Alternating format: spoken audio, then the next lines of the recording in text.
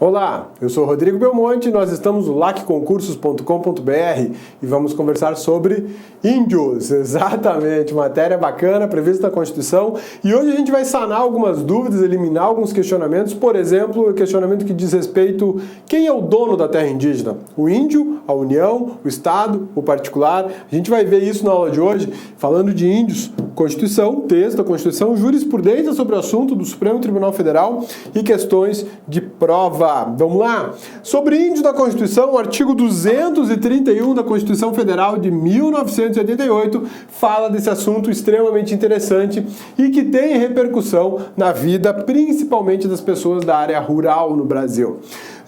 O artigo 231 ele fala de direitos pertinentes aos indígenas vinculados aos indígenas.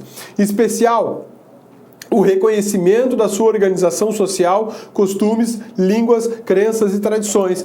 Os povos indígenas do Brasil, eles possuem uma organização social que é peculiar. Cada povo indígena tem uma organização social. É diferente da nossa sociedade, a sociedade de não índios, de que a organização social é muito parecida. Do Oiapoque ao Chuí, é todo mundo organizado socialmente quase que de forma igual. Para os indígenas, não.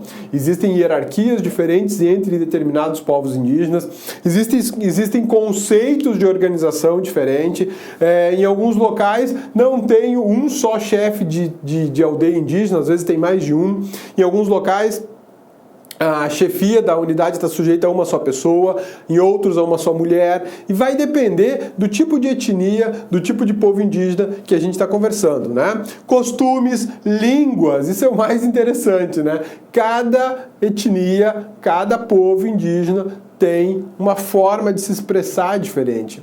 No Brasil, o idioma oficial é o idioma português, né? Fala-se português em todo lugar do Brasil, menos nas terras indígenas. Lógico, aquelas terras indígenas já muito próximas da sociedade não indígena já falam português com uma certa dificuldade ou até com certa fluência.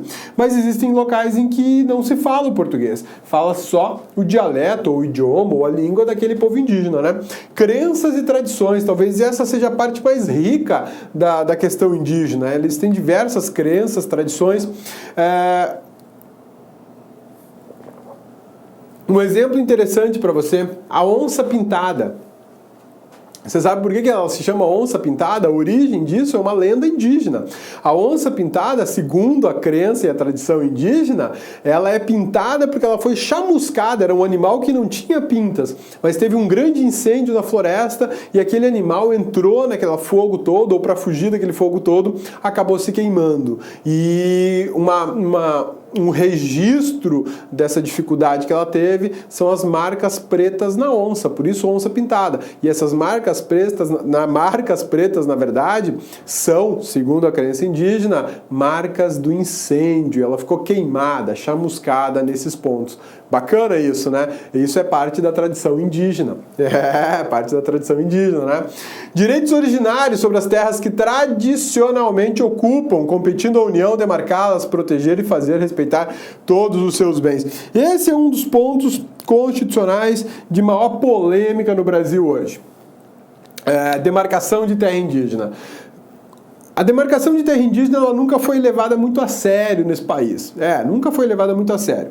Por quê? Porque foram alienadas terras indígenas para particulares. Isso há 30, 50, 60, 100 anos atrás, particulares adquiriram do poder público terras, que hoje se sabe que são terras indígenas. E aí como é que eu faço para explicar para um fazendeiro que está na região há mais de 30 anos que ali é terra indígena? Não explica, não tem como, é muito difícil ele compreender e aceitar. Na cabeça dele, ele, de forma correta, ele comprou do poder público, mas o fato é que o poder público nunca se preocupou com a demarcação, a organização, o reconhecimento, delimitação dessas terras indígenas e vendia, abria mão e não estava nem aí. Agora, a indiarada vem e fala, isso aqui é meu. Eu ocupava isso aqui já, tem cemitério ali, tem resto de uma aldeia ali, eu já estava aqui há muito mais tempo, antes da fazenda chegar eu já estava aqui. É difícil, são situações muito delicadas, né? São situações muito delicadas em que a discussão é justamente essa: retirar o fazendeiro ou deixar, ou não retirar o fazendeiro, deixar ele continuar produzindo. E o pior não é isso. O pior é que quando eu reconheço uma terra indígena, o fazendeiro não tem direito à indenização. Já pensou o tamanho da bronca, o tamanho do problema? Mas é uma garantia constitucional aos indígenas e é responsabilidade da União reconhecer essas terras, delimitar, demarcar. Não é uma questão de dizer se o indígena tem razão ou se o fazendeiro tem razão, não é esse. O ponto aqui é que a Constituição reconhece como terras indígenas. E há um outro dispositivo que a gente vê na aula de hoje que diz que não há indenização, porque todos os títulos emitidos sobre terras indígenas são nulos. Eu não posso indenizar aquilo que é nulo. Problema muito sério. Isso aqui é mais sério do que reforma agrária no Brasil. E a gente já tem episódios aí de significativa importância. Aqui no estado de Mato Grosso, por conta de reconhecimento e recuperação de uma terra indígena, se desmanchou praticamente uma cidade. Uma cidade foi tirada de lá com todas as pessoas, por ordem judicial. Não é brincadeira, não. A questão indígena é muito forte no país, tá? Direitos dos indígenas. As terras tradicionalmente ocupadas pelos índios ou por eles habitadas em caráter permanente e utilizadas para suas atividades produtivas, as imprescindíveis à preservação dos recursos ambientais necessários ao seu bem-estar e as necessárias à sua reprodução física e cultural, segundo seus usos, costumes e tradições. Esse dispositivo é o que garante aos indígenas ocupar uma vasta extensão territorial. Por quê? Porque os indígenas, diversamente de nós, eles não têm uma organização social de fixar-se em um local como uma casa, com um terreno pequeno ou um apartamento. Não, eles não conseguem viver dessa maneira. Eles precisam perambular por um extenso território para que eles possam se organizar socialmente, possam caçar, possam plantar, possam se alimentar. Isso, para o cidadão que não é índio, é muito difícil de compreender, e aí as pessoas questionam demais. Por que eu preciso de uma área de terras tão grande? Pelo seguinte, porque ele precisa manter recursos naturais, ele não tem mercado para ir comprar o que ele precisa comer. Então ele precisa manter recursos naturais intactos, praticamente intactos, só retirar aquilo que é necessário para a sua sobrevivência e seu bem-estar, né? Necessários ainda para a reprodução física deles e cultural, segundo costumes, usos, costumes e tradições. Daí vem a explicação constitucional da razão de eu ter áreas de terras extremamente grandes para indígenas. Mas não para por aí. Um estudo antropológico vai poder dizer se uma terra indígena pode ser maior ou se ela pode ser menor. Vai depender do costume e das tradições dessa gente, desse povo. No sul e no sudeste do país, as terras indígenas são de tamanhos pequenos. Por quê? Porque há um entendimento antropológico que aquele tipo de indígena do sul e do sudeste do país não precisam de vastas extensões territoriais para manter costumes, tradições e, enfim, o bem-estar deles. Diferentemente aqui no estado de Mato Grosso, Pará, Rondônia, Acre, Amazonas, em que as áreas de terra são absurdamente grandes. Tem área de terra que é maior que um país inteiro. Um país europeu inteiro. O Xingu, por exemplo. O Xingu, ele é maior do que estados do Brasil e maior do que países da América Latina. Ele é extremamente grande, né? Mas é mantido dessa maneira já há mais de 50 anos, para proteção indígena. Muitas pessoas podem falar, mas isso é romântico, né, a cabeça? Você está dando proteção para meia dúzia de índio, enquanto boa parte da população não tem onde viver, não tem espaço, não tem terra para plantar, não faz reforma agrária. Pois é, esse é um ponto. Mas a Constituição prevê a atuação do Estado para obter outras terras e fazer reforma agrária, prevê financiamento imobiliário e por aí vai. E o mais interessante disso tudo, quando a gente vê um mapa com imagem de satélite, no Xingu, por exemplo, ao redor do Xingu está tudo desmatado, detonado, é só plantação.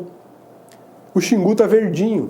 A preservação ambiental dentro do Xingu ainda é muito firme, ainda é muito forte. E quem é que faz essa preservação ambiental? Os indígenas. Os indígenas. Não é a FUNAI, não é o IBAMA, não é o órgão ambiental estadual, municipal. Os indígenas é que repelem todo tipo de tentativa de invasão. É lógico, existem indígenas e indígenas, parques e parques, terras indígenas e terras indígenas. Algumas terras indígenas já estão sofrendo com a ação do desmate. Por quê? Porque madeireiros conseguem seduzir comercialmente em caciques e conseguem desses caciques autorização para ir lá e fazer o desmate. Mas isso é visto por satélite e o poder público atua fortemente, principalmente o Ministério Público Federal. Desmatar em terra indígena é crime de competência federal.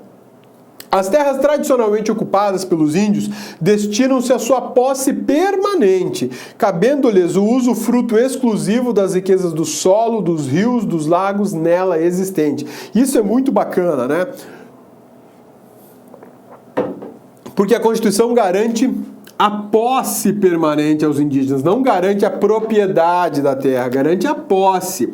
A terra indígena pertence à União. A União é a dona, a União é a titular do patrimônio, mas a posse permanente é dos indígenas. E diz mais, o usufruto é exclusivo desses indígenas. O que é o usufruto? É a possibilidade de usufruir de todos os recursos inerentes àquela terra indígena, seja um recurso de rio, de minério,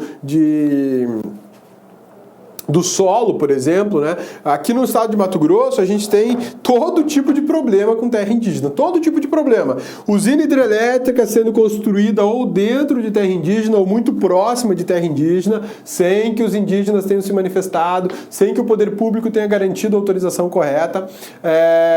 Terras indígenas que são utilizadas para cultivo de soja, algodão, gerando ônus econômico para os indígenas, não gerando benefício para os indígenas. A gente tem ainda situações, por exemplo, como estradas cortando terras indígenas e os indígenas reagem fortemente cobrando pedágios caríssimos, R$100 para passar um carro nessa estrada. E a estrada tem um ponto assim estratégico, digamos assim. Extração de diamante em terra indígena, aqui no estado de Mato Grosso a gente tem esse problema também. Não, tudo isso não é feito por indígenas, tudo isso é feito pelo não índio, que invade a terra indígena e passa a extrair aquilo que ela tem de melhor. Algumas pessoas falam, pô, mas se tá lá, tem que extrair mesmo, o Brasil precisa dessa riqueza. Eu também concordo, acho que isso está certo, mas eu preciso observar a proteção indígena, costumes indígenas, tradições indígenas, o poder público tem que ser atuante nesse momento e dizer, olha, não vai extrair, não vai, porque a extração de minério aqui vai destruir, por exemplo, sei lá, uma aldeia indígena inteira de índios que não foram sequer contactados pelo ser humano ainda. Isso tem que ser valorizado. A questão indígena, ela é importante até para a identidade do país, identidade do cidadão brasileiro. Não adianta a gente pensar só em indígena, naquele indígena que ensinaram na escola pra gente, né, que ele tem cocar, todo pintado. Um dia eu levei o meu filho, que tem 8 anos, o Guilherme, numa feira indígena. Ele tava todo animadão, né? Eu vou ver um índio, papai, vamos ver índio hoje, vamos lá. Aí a gente chegou lá, tava cheio de índio. Aí ele olhava pra mim assim, papai, cadê o índio? Não tô vendo índio aqui. Eu falei, Gui, tá todo mundo aí, ó, todo esse pessoal é índio. Uai, mas cadê a pena? Eles estão de calça jeans, eles estão de tênis, eles usam celular. Eu falei, o índio tem direito à modernidade também, né? Mas eu quero ver índio de pena na cabeça, de cocar. Esse foi difícil achar, teve uma apresentação e lá tinha os índios vestidos tradicionalmente. É que ensinam equivocado pra gente na escola que índio é assim. Índio não é mais assim. Índio anda de caminhonete Hilux. Índio tem celular, computador, assiste o LAC online. Então não dá pra falar, não dá pra pensar apenas no índio daquele ser mitológico que ensinaram pra gente na escola, que ele vive recluso na mata, o parceiro de conversa dele é o curupira, ele monta na mula sem cabeça e sai atrás do boitatá. Não é. Isso aí existe, faz parte de toda essa mitologia, desse mito indígena. É extremamente importante para a nossa cultura, para a nossa identidade enquanto país e enquanto ser humano. Mas, assim como nós, eles também têm direito ao progresso, eles também têm direito à modernidade, eles também têm direito a mudar de vida, se optarem, por assim dizer. Mas aqueles que não optarem e quiserem viver nas suas aldeias e protegidos pelo poder público, terão essa proteção. Terão. E essa proteção é fundamental. E aqui eu tenho um julgamento do Supremo que ele é muitíssimo interessante. Esse julgamento aqui é daquela terra indígena Serra Raposa do Sol, que deu um problema seríssimo, que tiveram que desmontar praticamente uma cidade que estava dentro da terra indígena. Muitas indústrias produtoras de arroz tiveram que sair de lá. E lá, nessa decisão do Supremo Tribunal Federal, se estabeleceu um ponto crucial e importantíssimo. A terra indígena de usufruto exclusivo para os indígenas. Ponto. Isso o Supremo reconheceu, está na Constituição, mas o Supremo fez uma interpretação dizendo o seguinte: esse usufruto que é exclusivo, ele não torna absolutamente inexplorável ou inviável a exploração de terras indígenas por aquele que não é índio. E o Supremo deixou claro no julgamento o seguinte: se for necessário passar uma rodovia em terra indígena e ela for indispensável para o desenvolvimento nacional, para o desenvolvimento regional, vai passar a rodovia. Se for necessário montar uma usina hidrelétrica no meio da terra indígena, vai ser feito. Se isso tecnicamente for necessário, vai ser feito, porque o entendimento atual do Supremo é que não existe uma incompatibilidade entre terra indígena e desenvolvimento, mas é necessário uma preocupação maior com a questão indígena, porque eu posso estar, talvez, destruindo toda uma etnia ou um povo indígena, sua cultura, seus costumes. Tudo isso parece conversa para boi dormir, mas não é. Eu canso de defender lá no Ministério Público que a questão indígena ela não pode apenas ser vista pelo ponto de vista cultural, pela forma, pela ótica cultural. É muito bonita, merece respeito e merece ser valorada. Porém, a gente precisa observar o custo de manutenção de um povo indígena afetado pela civilização, afetado pelo não índio, porque o não índio muitas vezes é menos civilizado do que o indígena. Pelo não índio, né? A modernidade, o impacto econômico, o impacto cultural, o impacto sanitário, porque eles sofrem com isso. E isso gera um custo altíssimo para o país. Custo de manutenção da saúde indígena, que ela custa cara, ela é mais cara que a saúde indígena do cidadão não índio. Por que é mais cara? Você já viu hospital em terra indígena? Não vê. Você tem que levar toda uma estrutura para lá quando é autorizado entrar e tratar aquelas pessoas lá. Isso custa caro. Ou pior, trazer o indígena da aldeia, muitas vezes tem que vir de avião, de helicóptero, de barco para chegar na cidade e poder ter tratamento. Por que ele está adoecendo? Porque o cidadão não índio chegou próximo dele e contaminou ele. Por que o indígena está bebendo? O indígena toma café. Olá, meus amigos, minhas amigas, gostou da aula do professor?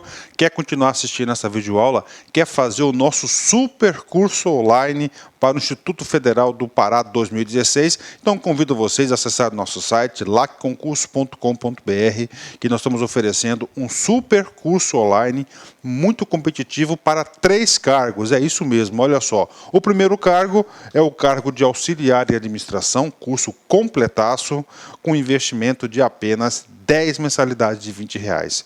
Para o cargo de assistente em administração, nível médio, o curso completaço também, bastante revisado, você pode ter certeza que você vai ficar competitivo, o investimento é de apenas 10 mensalidades de R$25. E nós temos também um curso super básico, tá? Professor, por que o curso super básico? Porque nós não temos 100% do conteúdo para o cargo de administrador.